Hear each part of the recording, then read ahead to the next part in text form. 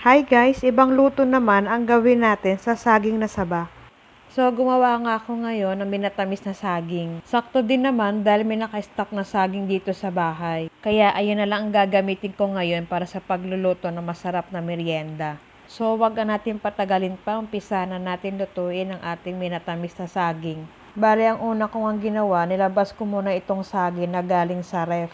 Nga pala guys, yung mga saging na hinog namin, nilalagay namin sa ref para maiwasan yung overripe nito. So after ko nga makuha sa ref, hiniwa ko to sa tatlo.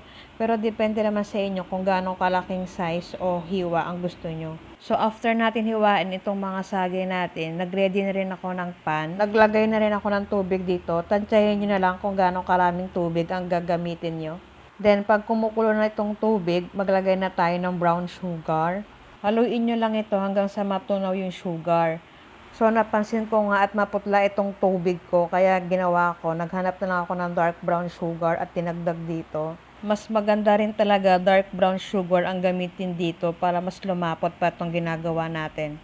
Ayan, haluin lang natin na mabuti hanggang sa matunaw ang lahat ng sugar. So, after po natin matunaw ang lahat ng sugar at kumukulo na rin pong itong tubig, diyan na po natin pwedeng ilagay yung mga hiniwa nating saging kanina. Ayan, after natin ilagay yung mga saging natin, haluin lang ito ng bahagya.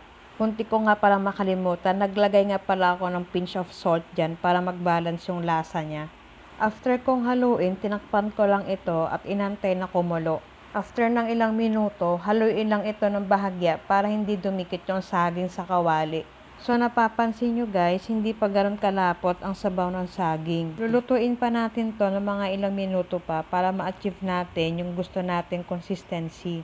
O yung lapot na gusto natin sa minatamis na saging. After natin haluin ng mabuti, takpan lang muna natin ito at antayin natin kumulo pa. After ng ilang minuto, check lang natin kung malapot na tong sabaw natin. So ayan, kung ganyan na yung consistency na minatamis na saging natin, pwede na to i-serve. Pero kung gusto nyo pang mas malapot dito, pwede nyo naman lutuin pa ng mga ilang minuto. Pero sa akin, okay na tong ganitong kalapot. So kung meron kayong saging na saba dyan, gawin nyo na itong recipe na ito, tiyak hindi kayo mabibigo.